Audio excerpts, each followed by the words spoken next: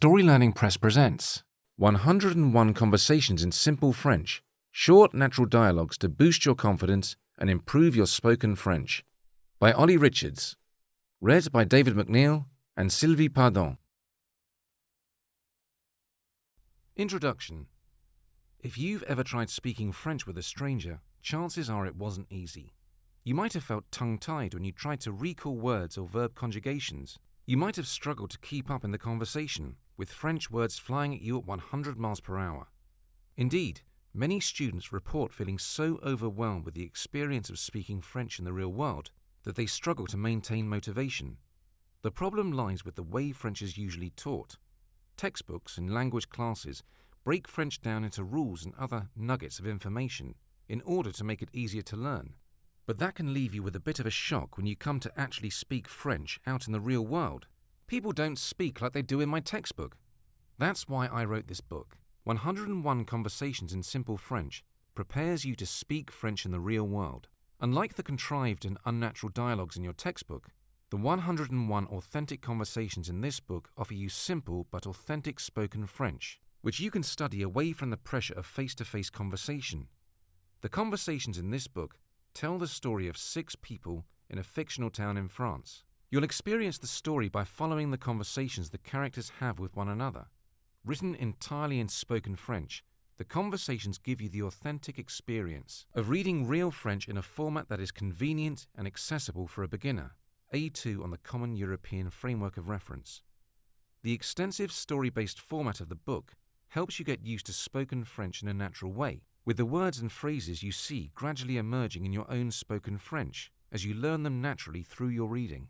The book is packed with engaging learning material, including short dialogues that you can finish in one sitting, helpful English definitions of difficult words, scene-setting introductions to each chapter to help you follow along, and a story that will have you gripped until the end.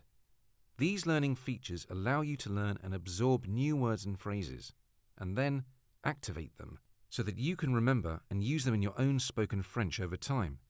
You'll never find another way to get so much practice with real, spoken French. Suitable for beginners and intermediate learners alike, 101 Conversations in Simple French is the perfect complement to any French course and will give you the ultimate head start for using French confidently in the real world. Whether you're new to French and looking for an entertaining challenge, or you have been learning for a while and want to take your speaking to the next level, this book is the biggest step forward you will take in your French this year. If you're ready, let's get started. How to use this book. There are many possible ways to use a resource such as this, which is written entirely in French. In this section, I would like to offer my suggestions for using this book effectively, based on my experience with thousands of students and their struggles. There are 2 main ways to work with content in a foreign language. 1. Intensively. 2. Extensively.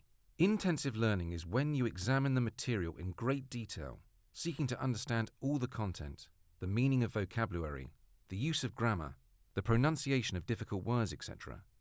You will typically spend much longer with each section and therefore cover less material overall. The traditional classroom learning generally involves intensive learning. Extensive learning is the opposite of intensive.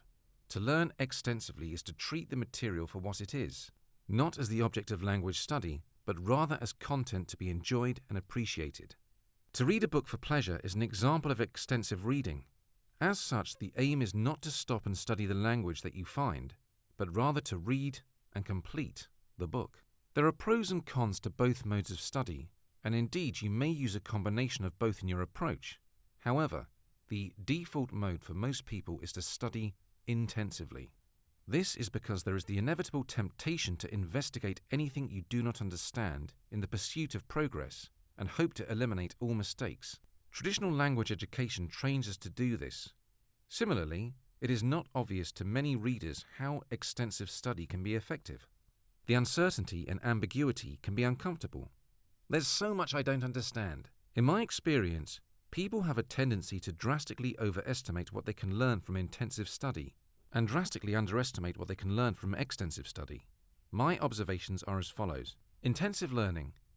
Although it is intuitive to try to learn something you don't understand, such as a new word, there is no guarantee you will actually manage to learn it.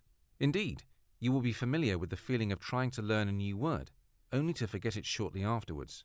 Studying intensively is also time-consuming, meaning you can't cover as much material. Extensive learning. By contrast, when you study extensively, you cover huge amounts of material and give yourself exposure to much more content in the language than you otherwise would. In my view, this is the primary benefit of extensive learning. Given the immense size of the task of learning a foreign language, extensive learning is the only way to give yourself the exposure to the language that you need in order to stand a chance of acquiring it. You simply can't learn everything you need in the classroom. When put like this, extensive learning may sound quite compelling. However, there is an obvious objection. But how do I learn when I'm not looking up or memorizing things? This is an understandable doubt if you are used to a traditional approach to language study. However, the truth is that you can learn an extraordinary amount passively as you read and listen to the language, but only if you give yourself the opportunity to do so.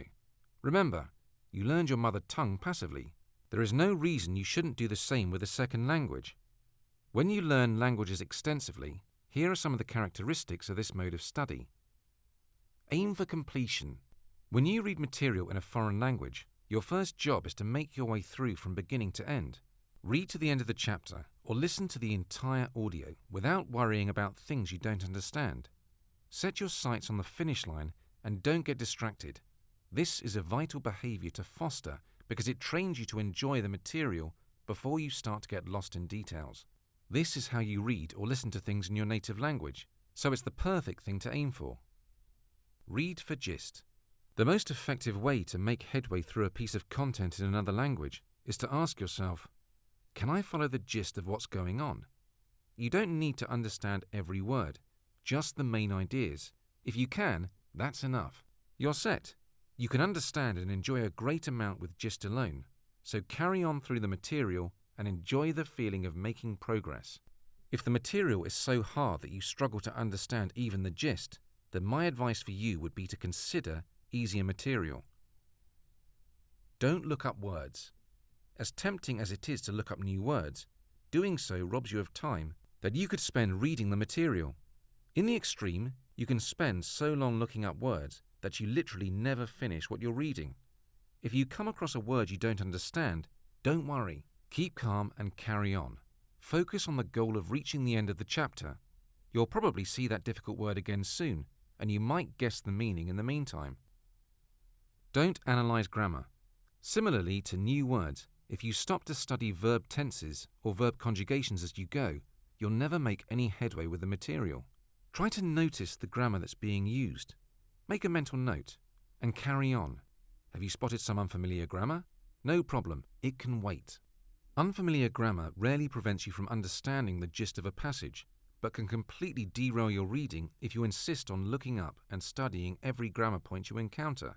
After a while, you'll be surprised how this difficult grammar starts to become normal. You don't understand? Don't worry. The feeling you often have when you are engaged in extensive learning is, I don't understand. You may find an entire paragraph that you don't understand, or that you find confusing. So what's the best response? Spend the next hour trying to decode that difficult paragraph? Or continue reading regardless? Hint, it's the latter.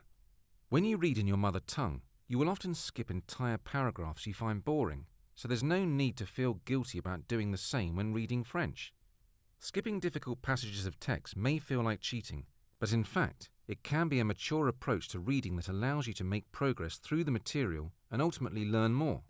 If you follow this mindset when you read French, you will be training yourself to be a strong, independent French learner who doesn't have to rely on a teacher or rulebook to make progress and enjoy learning. As you will have noticed, this approach draws on the fact that your brain can learn many things naturally without conscious study. This is something that we appear to have forgotten with the formalization of the education system. But speak to any accomplished language learner and they will confirm that their proficiency in languages comes not from their ability to memorize grammar rules, but the time they spend reading, listening to, and speaking the language, enjoying the process, and integrating it into their lives. So, I encourage you to embrace extensive learning and trust in your natural abilities to learn languages, starting with the contents of this book. Nous espérons que vous avez apprécié cet aperçu. Pour continuer à écouter ce livre audio sur Google Play Livres, utilisez le lien dans la description de la vidéo.